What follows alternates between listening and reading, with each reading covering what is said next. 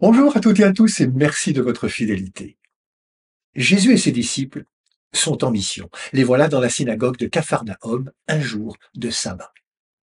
Comme le souligne Antoine Nuis, il est une belle coutume qui consiste dans les synagogues à offrir la parole à un étranger de passage.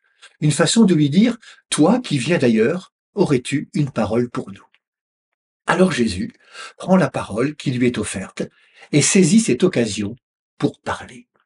Il s'adresse à l'Assemblée non pas comme un grand professeur ou comme un spécialiste, mais avec autorité, nous dit l'Évangile.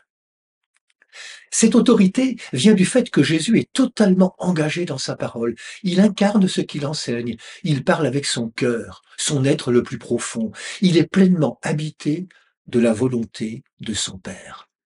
Il est, comme le crie l'esprit impur qui tourmente un homme, le Saint de Dieu. L'autorité de Jésus, qui surprend son auditoire, manifeste cette sainteté. Dieu seul est saint, et c'est pourquoi sa parole est nouvelle. La nouveauté de l'enseignement de Jésus n'est pas dans son discours, mais dans ses actes. C'est son action qui est enseignement. En libérant l'homme tourmenté, il lui redonne son autonomie, sa liberté. En agissant ainsi, Jésus ne se réclame d'aucune autorité. Il ne se réfère à aucune institution. Il n'est pas prêtre, il n'est pas légiste, il n'est pas docteur de la loi.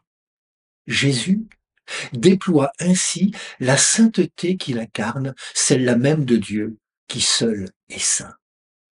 Si l'esprit impur opprime, enchaîne, rend prisonnier celui ou celle chez qui il entre, la sainteté, quant à elle, libère, rend libre et permet à l'humain d'exprimer pleinement ce pourquoi il a été créé par amour. Ce jour-là, à Capharnaüm, Jésus a montré en acte devant ses disciples ce qu'est la sainteté, l'expression d'une vie libre, libre du souffle même que Dieu a mis en nous. Cette sainteté est là à chaque fois que la vie est victorieuse, à chaque fois que l'humain est rétabli dans sa dignité. Elle sera là au terme de nos existences lorsque la résurrection nous fera traverser la mort. La sainteté est donc une aventure, l'aventure de la foi.